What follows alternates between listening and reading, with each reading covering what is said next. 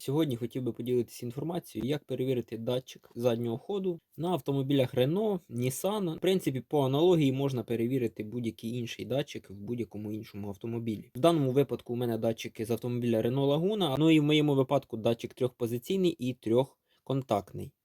За допомогою цих датчиків відслідковується увімкнення задньої передачі, увімкнення будь-якої передачі вперед. Це потрібно автомобілю як для включення задніх габаритів, так і для блокування запуска двигуна, якщо увімкнена будь-яка передача.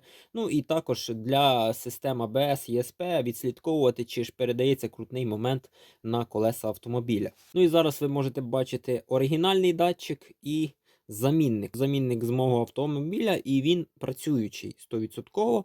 В мене ніяких питань до нього немає. А ось цей датчик мені просто віддали взамін, забрали на розборці робочий, а цей просто дали закрутити в КПП як заглушку, щоб вода не потрапляла. При перевірці тестером, в принципі, можна сказати, що в принципі обидва датчика і працюючих, але є деякі відмінності. Давайте все ж таки подивимося, як перевірити. Знайшов схему цього датчика. Ну, в принципі, якщо схеми немає, то зрозуміло, що потрібно щупом продзвонити, понатискати. Якщо навіть ви щупом почали дзвонити два крайніх контакта, то ні в якому з цих положень у вас би датчик не замкнувся, тому що одночасно він не може замикати середній контакт на два крайніх. Тому ось таким методом підбору можна зрозуміти і знайти ось ці контакти. Ну, я підійшов простішим способом, знайшов.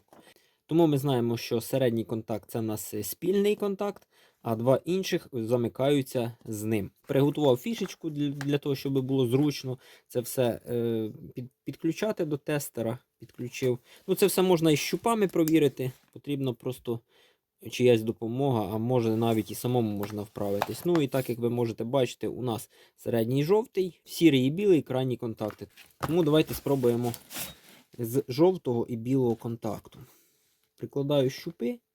В такому положенні у нас нічого не... Ну, тестер у нас на продзвонки стоїть. Давайте натискати.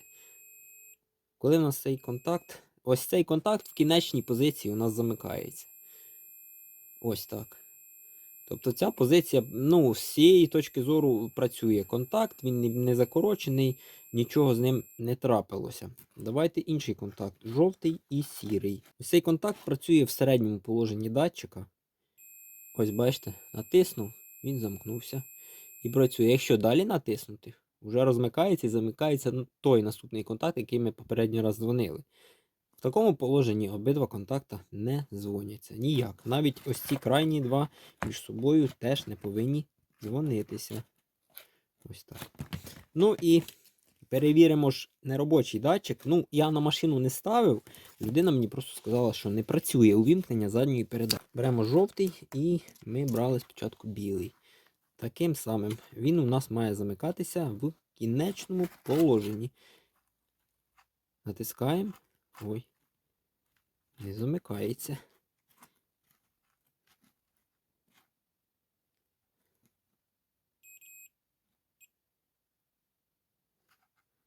А вже й не працює. А перший раз. До речі, працював. Ось, бачите, да. Все-таки він не завжди спрацьовує. Натиснув знову до упора. Один раз спрацював, інший раз не спрацював.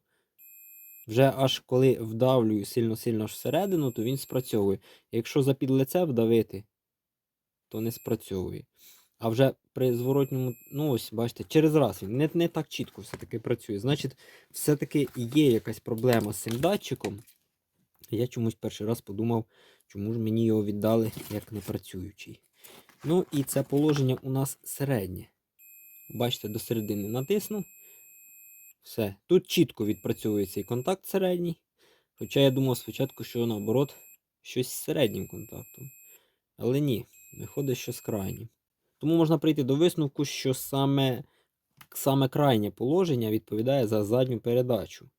Ну і відповідно середнє, скоріш за все, за якусь іншу з передач, а ось крайнє, коли відпущене, то нейтральна передача. Хоча в автомобілях будуються електронні ланцюжки так, щоб навіть якщо при обриві датчика або ж внутрішньому обриві, або ж якихось проводів, щоб він все одно думав, що ввімкнена передача. Тому що якщо у вас відбудеться обрив датчика, а передача все ж таки включена, то можуть бути якісь цікаві проблеми. Наприклад, ви забули передачу вимкнути і нажали старт.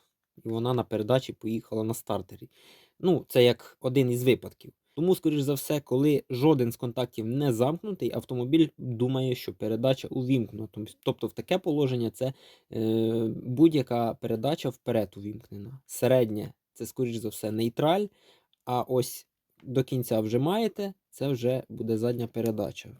Ну і датчик ми дефектували, ви бачили, що він не чітко спрацьовує. І ще дивіться, яка різниця між оригінальним датчиком та замінником. По-перше, в цього гайка подовжена. Її краще відкручувати, легше долізти навіть рожковим ключем. До цього вже важче, потрібна тільки головка. Плюс у нас на неоригінальному трішки довший шток. Бачите, він трішки більше виходить.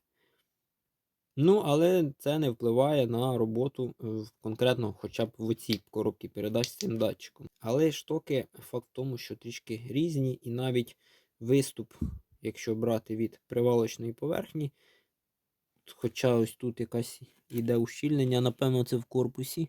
Да, якщо вже брати ось так, то все-таки висота бронзової частини однакова. Шток трішки більше.